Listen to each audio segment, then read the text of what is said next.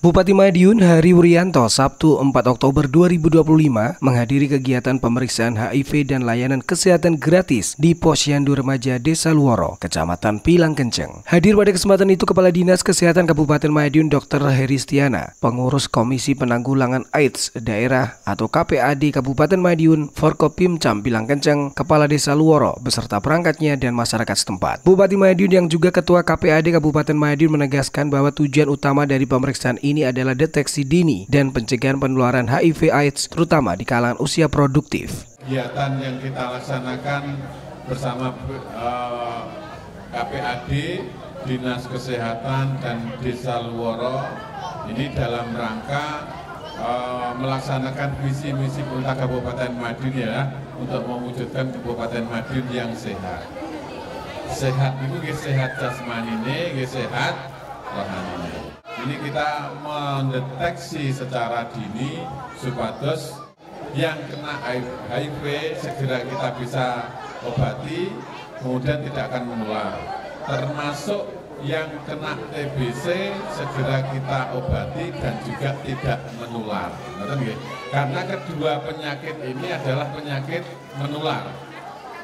Harus segera diatasi. Perlu diketahui bahwa 3 Oktober 2025 tercatat ada 1.491 kasus HIV/AIDS yang tersebar di 15 kecamatan. Saat ini mereka telah didampingi KPAD Kabupaten Madiun. Capaian ini tidak lepas dari kerjasama dengan rumah sakit dan 26 puskesmas, serta meningkatnya kesadaran masyarakat untuk melakukan pemeriksaan dini. Lebih lanjut, Bupati menjelaskan bahwa program KPAD tidak hanya fokus pada pendampingan pasien, tetapi juga gencar melakukan sosialisasi dan penguatan kelompok berisiko tinggi, mulai dari LSL, Waria, WPS, IRT, hingga masyarakat umum. Strategi ini bagian dari upaya memunculkan fenomena gunung es, yakni menemukan kasus HIV sejak stadium awal agar tidak berkembang menjadi AIDS. Kemudian untuk kegiatan pemeriksaan gratis ini kami suun kepada panjenengan semua, kalau misalkan aja ada longgar itu, monggo tindak puskesmas, okay?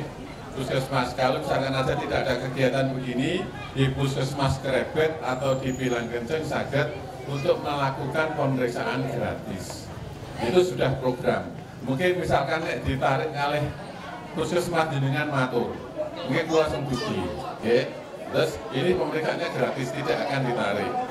Ini yang perlu dalam sampaikan teman-teman panjenengan sedoyo, supados masyarakat Kabupaten Madiun itu sehat semua. Dalam kesempatan itu, Bupati Hari Wuryanto juga menyerahkan bantuan dari pemerintah Kabupaten Madiun, Basnas, dan Yayasan Nurul Hayat kepada masyarakat Desa Luoro. Selain itu, Mas Hari menekankan bahwa kegiatan pemeriksaan kesehatan gratis ini tidak hanya fokus pada HIV/AIDS, tetapi juga penyakit menular lainnya seperti TBC serta pencegahan stunting.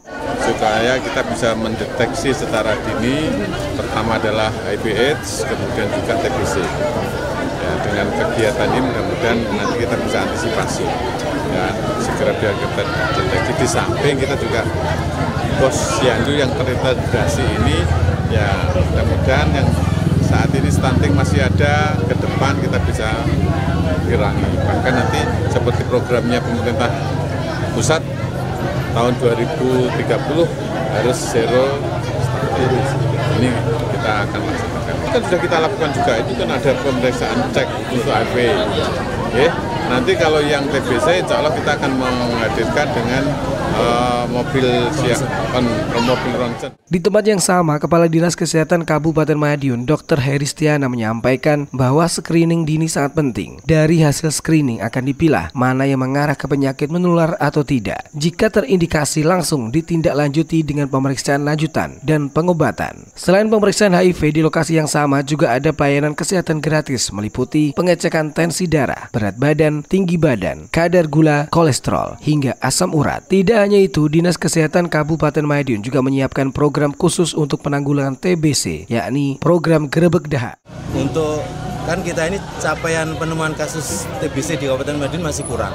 Dari target tahun ini 2154 baru tercapai 700-an lah, sekitar 711-12. Jadi masih harus kita ngejar target itu nanti sampai akhir Desember.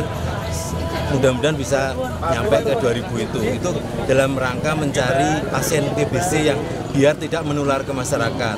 Ia juga menghimbau masyarakat agar lebih peka terhadap gejala TBC, terutama batuk lebih dari 2 minggu, penurunan berat badan drastis, atau anak-anak yang mengalami stunting. Yang mempunyai gejala, terutama kalau TBC ya batuk, bukan batuk biasa tapi biasa batuk. Beda ya. Ya kalau secara teori 2 minggu, batuk lebih dari 2 minggu.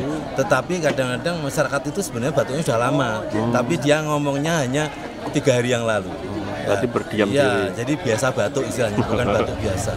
Kalau batuk biasa kan seminggu sembuh. Ini cekah-cekah itu sebenarnya biasa batuk. Itu harusnya itu pertama, kedua penurunan berat badan.